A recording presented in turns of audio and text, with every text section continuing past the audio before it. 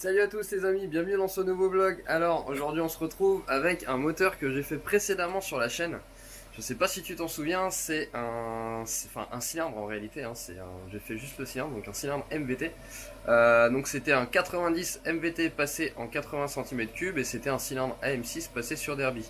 Le nom de la vidéo, je crois que c'est 80 MVT passé, non 90 MVT passé en 80, cylindre AM6 sur Derby. Donc voilà. Donc là le moteur moi m'est arrivé de chez le client et donc là je viens de le mettre dans le châssis de banc. J'ai fait déjà quelques tirs etc. Bon premier tir c'était pas fameux, là ça commence à monter gentiment, je suis en cours de test encore donc on va voir jusqu'où est-ce que ça va aller. Donc le moteur c'est celui-ci, hein, donc le cylindre MVT avec l'échappement MVT, allumage PVL Bidalo, V-Force 3i, pub de 85 CR et un carbu de 30 pour le moment. Voilà la config telle qu'elle est. Je te montre un petit peu à l'écran ce que ça donne au niveau des courbes. Donc le tout premier tir c'était avec la courbe verte, j'avais 19,7 chevaux au rouleau brut. Et donc la seconde courbe c'est la courbe rouge, la dernière que je viens de faire là, donc j'ai 20,9 chevaux au rouleau brut. Donc voilà, tu le vois ici. On va voir hein, jusqu'où est-ce que ça va aller. Bon quoi qu'il en soit, de toute façon ça pourra jamais sortir hein, les performances d'un 80 je dirais actuel comme on peut le faire avec des fast ou quoi que ce soit, hein, c'est-à-dire des 47.6 en course longue. Puisque là c'est un cylindre en 50,6 de diamètre sur un vilebrequin en course origine. Donc voilà, moi l'idée là-dessus, je voudrais au moins arriver à, allez, 22 rouleaux bruts déjà, je serais content. Bon, je vais voir, je vais faire une modif déjà, et puis on va voir comment ça va réagir.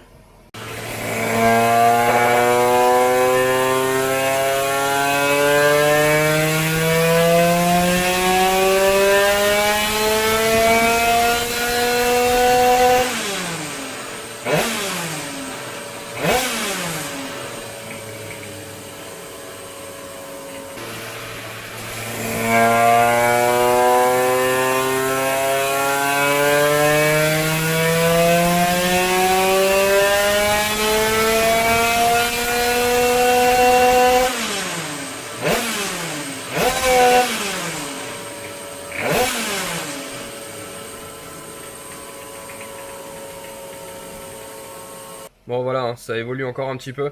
Là je viens de monter à 21,2 avec un truc un peu bizarre là sur la courbe en haut. Ça c'est pas très normal, par contre je vais essayer de voir d'où ça vient. Bon après, il y a aussi ce carburateur là, le carbu de 30 là qui est dessus. Ça c'est un carbu qui a été modifié, acheté modifié ou modifié par le client, je sais pas trop. Je sais d'expérience que ce genre de choses, hein, le carbu a été venturisé. Et voilà, je sais par expérience que si c'est pas vraiment bien fait, on a une carburation qui est assez instable. Et du coup, voilà, ça aide pas. Je pense que là, le souci est là. Quoi qu'il en soit, là, au lieu du carbu de 30, moi je vais lui passer un 32, 100% stock, valeur sûre. Et on va voir encore comment que ça évolue. Allez, je continue.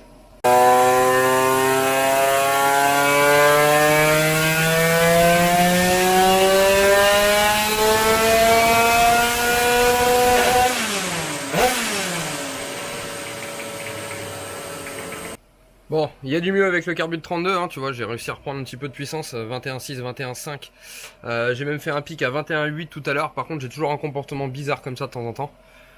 Je pense que là, il y a une couille quelque part. Bon, je viens de trouver une partie de la réponse. Depuis un sacré moment, je dis que je ne prends plus de moteur que je n'ai pas monté moi-même. J'ai voulu faire une exception pour faire plaisir aux copains. Résultat, je me retrouve encore emmerdé. Je te montre. Regarde. Les carters, ils sont morts. Voilà. Comment tu veux régler un moteur avec un truc comme ça? Là, j'ai du jeu dans tous les sens. Pourtant, le moteur vient juste d'être fermé. Hein. Donc, bon, bah, c'est génial. C'est génial. Je sais pas ce que je vais faire. Maintenant, je vais voir avec lui. Bon, du coup, je viens de voir avec le client. Suite donc au problème du vilebrequin, je vais stopper là, moi, pour faire du banc. Là, réouverture du moteur. Je fais ce qu'il faut pour essayer de rectifier le problème du mieux possible. Je referme le moteur et ensuite je le remets au banc. Normalement, ça devrait aller beaucoup mieux. Bon, moi, j'ai continué d'avancer hein, sur le moteur de MVT. Donc avec l'accord du client, je l'ai complètement démonté. Déjà pour voir ce qui se passait, donc je confirme bien, c'était bien les portées de roulement sur les carters qui sont totalement mortes. Du coup bon, je vais faire ce que je peux pour réparer. Je vais te montrer ce que j'ai fait. C'est particulier, mais bon, j'avais pas le choix. Donc déjà, regarde ce que je te disais. Regarde, je mets le roulement. Le carter est froid, hein, bien sûr, hein, je laisserai pas la main dessus sinon. Et regarde, si j'arrive à le mettre bien droit.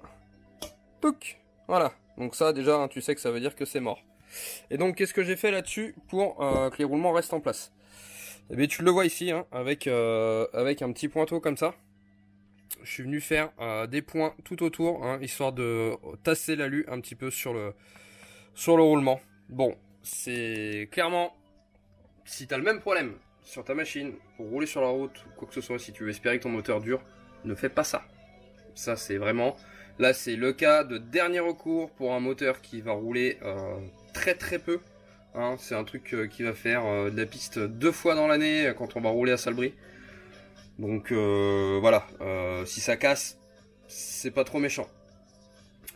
Et voilà, toujours est-il que moi je te déconseille fortement de faire ça. C'est pas une solution viable. Il faut savoir qu'en plus, hein, quand les portées de roulement sont mortes, généralement c'est comme ça que les manetons de Villebrequin ils cassent en deux.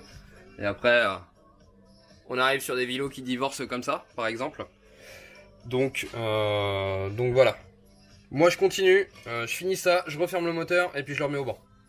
Bon les amis, ça y est, j'ai refermé le moteur, enfin. J'ai réussi à résoudre donc le souci de comment dire, du haut carter, hein, du jeu latéral qu'il y avait sur le Villebrequin. Donc je te montre ça. Le moteur est déjà remonté, remis dans le châssis de banc. Et là tu vois, il n'y a plus de jeu. C'est déjà une bonne chose. J'ai aussi bien galéré, une fois le moteur refermé, j'ai dû le réouvrir. En fait, on a fini par changer de Villebrequin, je te montre pourquoi. Une belle galère, je me suis rendu compte de ça forcément au montage, hein, c'est pas drôle sinon. Donc ici, tu vois le Villebrequin Metrakit, hein, qui était dessus. Et donc, je te montre le souci. Donc j'y mets la cage à aiguille. Et là, alors j'essaye, je suis désolé, hein, à une main c'est pas facile. Et regarde, l'axe de piston. Là. Voilà, tu vois, en gros, le truc il forçait comme c'est pas permis. Enfin voilà, du coup quand j'ai vu ça, j'ai eu beau essayer plusieurs cages à aiguilles différentes, plusieurs axes de piston. Tu dis des fois, tu joues avec des microns là, hein, parce que c'est même plus des centièmes. Il y avait rien moyen de faire.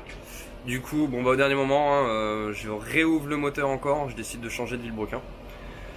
Forcément tout est rentré dans l'ordre à ce niveau-là aussi. Donc voilà. Là j'ai déjà refait un peu de banc avec le moteur. Ça a déjà bien évolué, hein, par rapport au dernier tir que tu as vu dans cette même vidéo, donc avec le problème des carters. Je vais refaire un tir là pour te montrer et puis je vais arrêter là de toute façon parce que moi le moteur est terminé. Donc allez, je mets la caméra en place et je te refais un tir.